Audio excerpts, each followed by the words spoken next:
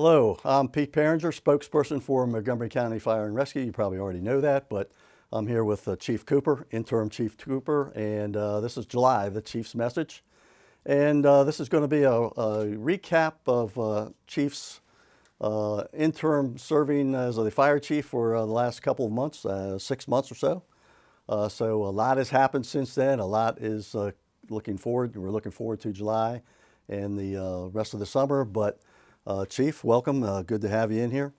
Why don't you give us it's quite a journey you've been on last couple months. So how many years you been here? 30 something? That's funny you ask. I started my 33rd year last weekend. Okay. So there you go. 33 years. You've had quite a journey, but let's focus on the last 6 months or so. Yeah. You were asked and took the responsibility of being the interim chief when Chief Kinsley retired. What have been your observations so far, and where are we headed? Yeah, so the biggest observation for me was I didn't know what I didn't know, right? Chief Kinsley was gone, and I was asked to fill in as the interim. After he had been gone, I had no pass on, no transition. By no fault of anybody, just that's the way it happened. So every day I came to work, I learned something new that somebody expected of me that I didn't know how to do. Thankfully, I had a really great support team in the division chiefs and section chiefs and civilian managers and the entire organization, actually. So they helped me get through it. Biggest thing or most exciting thing to me, I think, was the budget process. I've been involved in several of those in my tenure. This time, the division chiefs decided to, along with fiscal management, kind of approach it a little bit differently. And I believe we're very, very successful. It wasn't tenuous. I wouldn't say it was pleasurable, but it was different. And I think OMB would tell you the same thing. And I believe we were pretty successful. Yeah, one observation, of course, we were coming on the heels of the rollout of the master plan.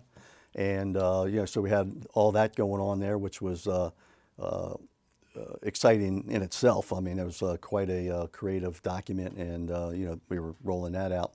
And then I heard you say, and my observation was during the budget process, it did go smoothly. And that's not usually the case, at least from my experience looking in.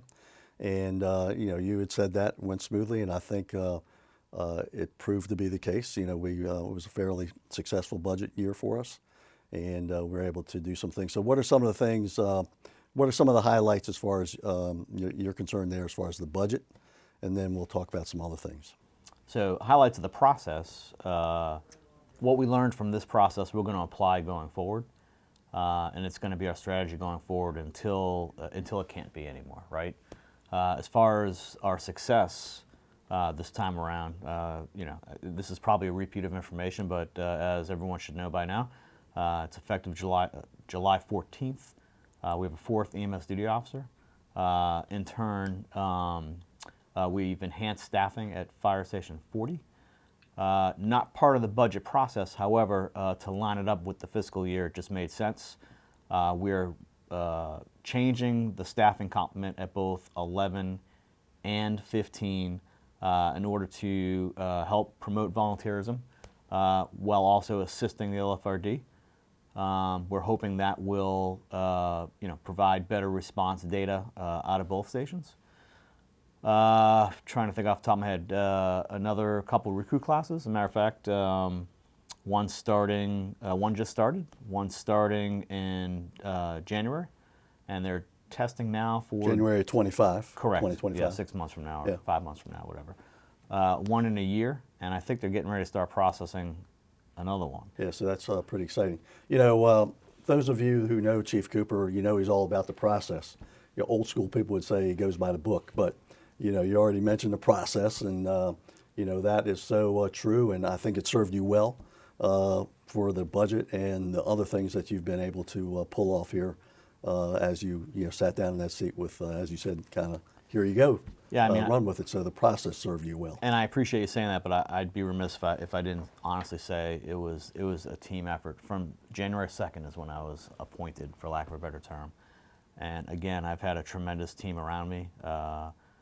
Not only a team of colleagues, but I've referred to them as my crutches as well. And thank God for them, right? It's Yeah, and so you'll be making the transition from facilities management to ops. Yep. I think we've already seen you out and about in that role, maybe. But facilities and fleet and so forth.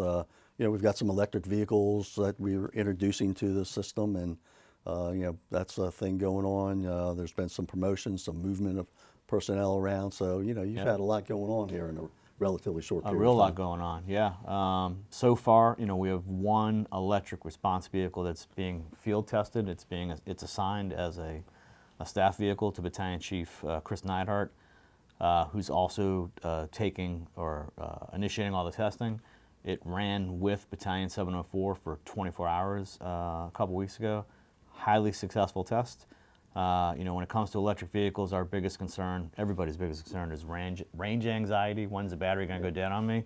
After a 24-hour shift of behaving like a field operations battalion chief, Chief Neidhart reports that his vehicle didn't even hit 50% yet. Yeah. So we're really excited about that. I don't have any news on when we're getting additional vehicles, but we are working towards replacing the battalion vehicles. Whether they're gas-powered or electric, that's not really our call, Yeah. but we're ready to adapt to electric when need be. Yeah. How about the big stuff? EMS units, and I know we continuously get units in and all that. Anything new on the horizon as far as the fleet? So they're going on a final inspection for a handful of EMS units very shortly. I just signed the paperwork the other day. As far as scheduling of new apparatus goes, I'll be honest with you, I've lost track of that since I've transitioned over to the fire chief's office. I used to be able to rattle it off. I can't now, so I'm not going to make it up. But Chief Bush and Michelle Davis work very hard on keeping that schedule moving, along with OMB and the CIP process. And it's nonstop for them. Yeah, yeah. So a lot of good stuff there. Don't necessarily need, I know you don't want me to really talk about Station 35 necessarily, but there's been some progress there. It's we're excited about when we're going to get in there. But so there's been progress as far as conversations with DGS and alternate plans. The last news we got a few months ago was pretty gloomy. We've received some news within the last 2 weeks of some potential alternate planning, which may enable us to open it sooner than we last anticipated. Right.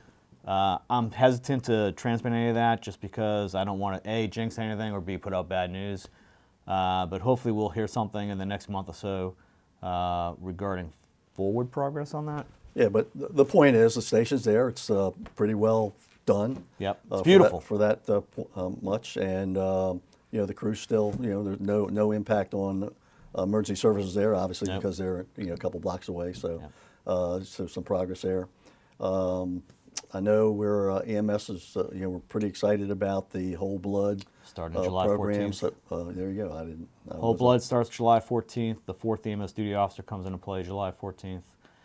We want to talk about Chief Smedley starting? Yeah. or- Speaking of the 14th. Yeah, so July 14th is a pretty important day for a lot of things, just because it just makes sense to line things up with the fiscal year. So for those of you that aren't aware, and you were there with me, Chief Smedley's public hearing was last Tuesday, I believe, Right. at the County Council. And all indications are that the confirmation hearing next week, which is scheduled for the 9th at the County Council, the final vote. Right. All indications are it's going to be just as smooth. And once that's done, he'll start again July 14th, which is a Sunday. So his first Right. day at work will be July 15th. He'll be sworn in officially in the county executive's office sometime that day.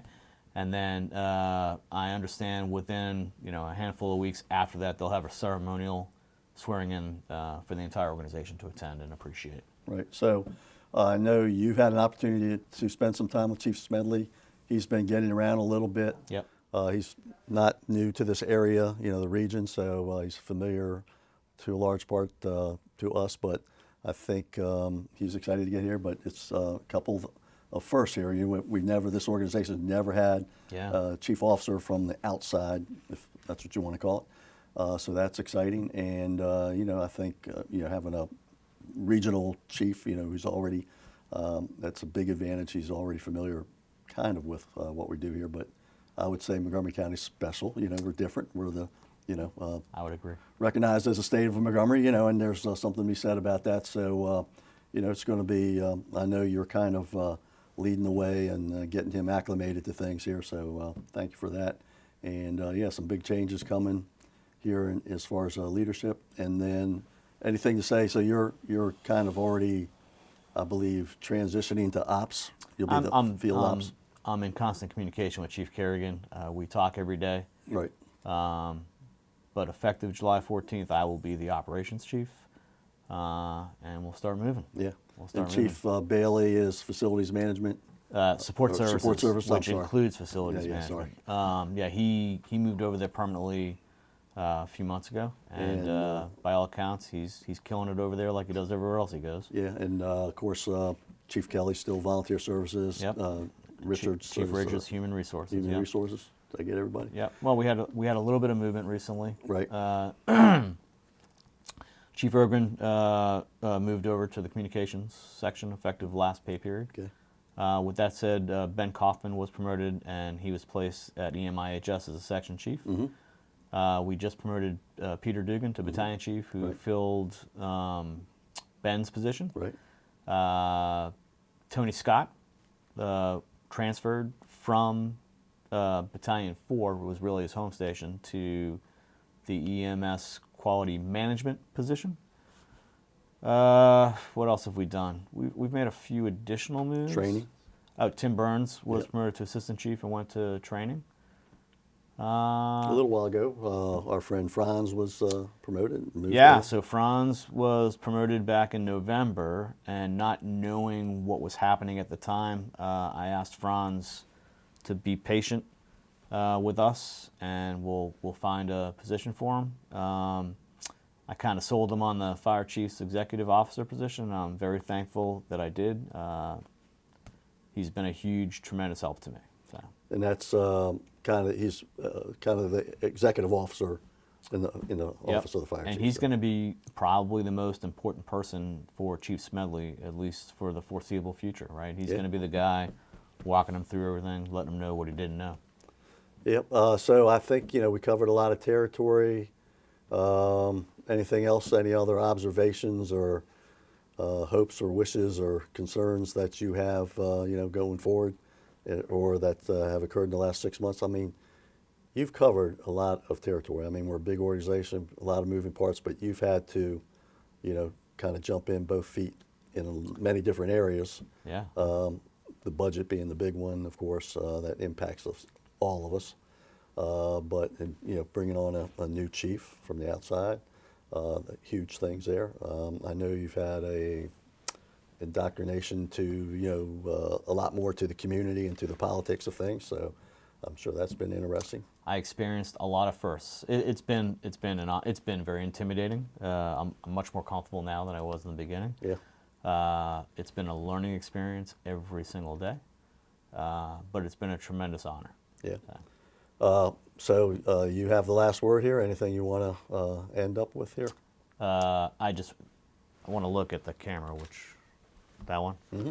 I just want to thank every member of the MCFRS, career, civilian, uniformed, volunteer, support staff, management, everybody, top to bottom, for the support you've given me since January 2nd. And again, I'm going to reiterate, if it weren't for you and your hard work and your dedication to our success, I wouldn't have been able to accomplish what I've accomplished over the last 6 months. So thank you very much.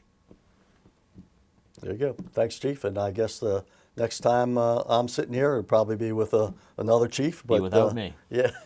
Yeah, but thank you very much, Chief, and good luck to you, and I'll see you out on the street. Thank you. So thank you all very much, and we'll see you in a couple of weeks.